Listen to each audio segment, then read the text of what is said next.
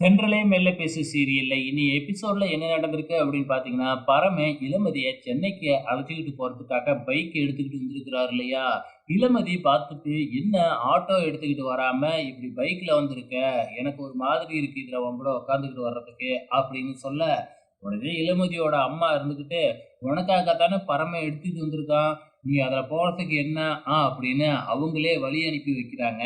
அதுக்கப்புறம் நம்ம பரமன், "நீ என்னைய ஃப்ரெண்டா தானே பார்க்குற? அப்புறம் என்ன என் கூட பைக்ல வர்றதுக்கு ஏன் இப்படி நீ தயங்குற?" அப்படின்னு சொல்றாங்க. அதுக்கப்புறம் இளமதியும் ஓகே அப்படின்னு சொல்லிட்டு நம்ம பரமன் கூட ஏறி பைக்ல சென்னைக்கு கிளம்பிடுறாப்புல.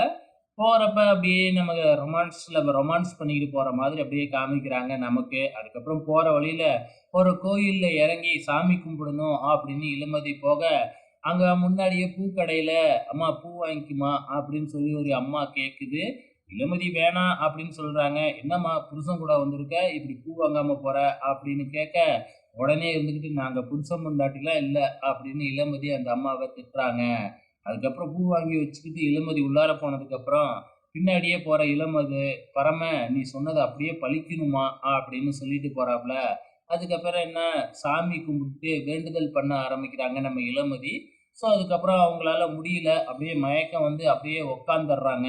உட்காந்துட்டு மறுபடியும் வேண்டுதல் பண்ண போறாங்க. ஆனா, அவங்களால நடக்கவே முடியல. பரம இருந்துகிட்டு, "ஏன் இப்படி பண்ற? சாப்பிடாம கொள்ளாம" அப்படிங்கிற மாதிரி. "சரி, இப்ப என்ன நீ இந்த கோயில சுத்தி தானே வரணும். நான் உன்னைய தூக்கிக்கிட்டு சுத்துறேன்" அப்படின்னு சொல்லிட்டு, பரமன் இளமதிய தூக்கிக்கிட்டே அப்படியே வேண்டுதலுக்காக சுத்தி சுத்தி வராப்புல. அதுக்கப்புறம் என்ன, நேரா போலீஸ் ஸ்டேஷனுக்கு தான் போறாங்க. போலீஸ் ஸ்டேஷன்ல போயிட்டு இன்ஸ்பெக்டர்ட்ட அந்த கேஸ சொல்லி, அது என்ன நிலைமையில இருக்கு அப்படின்னு விசாரிக்கிறாங்க. இன்ஸ்பெக்டரும் அந்த ஃபைல எடுத்துட்டு வந்து பார்த்து, அது இன்னும் அப்படியே தாம்மா இருக்கு.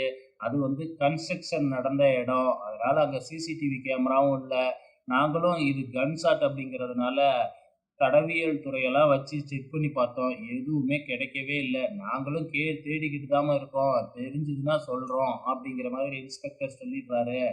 அதுக்கப்புறம் நம்ம பரம இருந்துகிட்டு, என்னைய அந்த லாஸ்ட்டா அசோக்க எங்க கொன்னாங்களோ, அந்த இடத்துக்கு என்னைய அழைச்சுக்கிட்டு போ. நான் கண்டுபிடிக்கிறேன். அப்படிங்கிற மாதிரி பரம சொல்லிக்கிட்டு இருக்கிறாப்புல.